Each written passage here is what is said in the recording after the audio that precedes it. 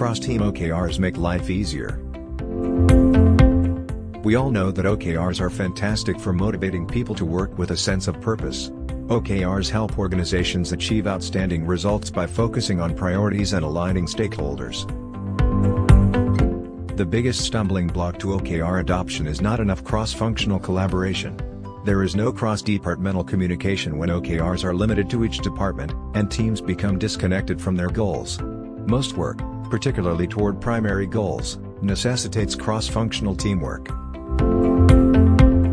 Cross-team OKRs, also known as shared OKRs, is a more sophisticated strategy in the OKR methodology that helps align various cross-functional teams inside an organization.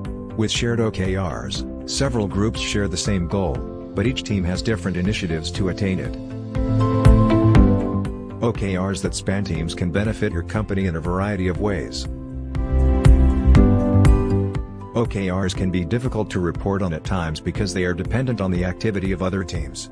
A typical example is when a marketing effort is contingent on introducing a new feature or product.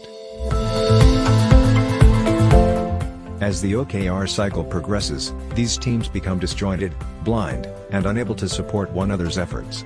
With cross-team OKRs, teams may establish how they will realize goals together and obtain buy-in from everyone involved to avoid bottlenecks or last-minute scrambling to meet deadlines. Skills must complement the goal, not the other way around. Executives may define actual goals, involve contributors from the start, assign resources, and use everyone's skill set to achieve the goal using shared OKRs.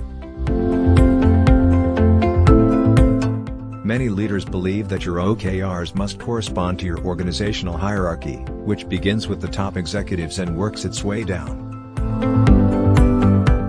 A company's operational and strategic aims or efforts can't be limited to a specific department or division. A leader's view of progress, or lack thereof, towards goals is improved when cross-team goals are represented in OKRs. One of the most common problems with OKRs is the accumulation of too many of them over time. Frequently, teams work in isolation, without knowledge of or coordination with other teams, yet are almost certainly aiming to accomplish the same goal. Cross-team OKRs make it easier for organizations to keep track of their dreams. Leveraging the collective intelligence of employees at all levels of the organization would give executives a more excellent knowledge of objective progress and, eventually, empower them to make more informed, strategic decisions. When it comes to implementing OKRs, many executives begin with the organizational chart and then prioritize the objectives inside the chart. When creating shared OKRs, you'll want to start by considering the most critical outcomes for the organization.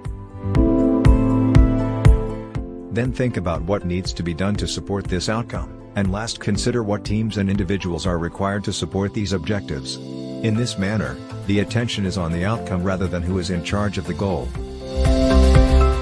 It takes time to feel at ease, just like OKRs. Begin by putting cross-team OKRs in a trial setting, focusing on a specific strategic objective or product launch that executives have set.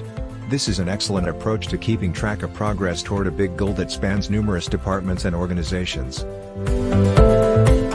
When considering cross-team OKRs, keep in mind the net number.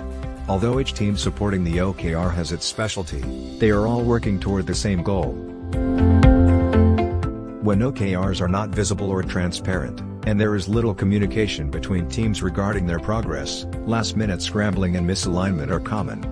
Make sure you talk about your progress often so you can find and fix problems quickly. Setting expectations ahead of time will help you stay on track and prioritize your tasks. Once you've got a plan in place, enlist the help of all contributors and hold them to their promises.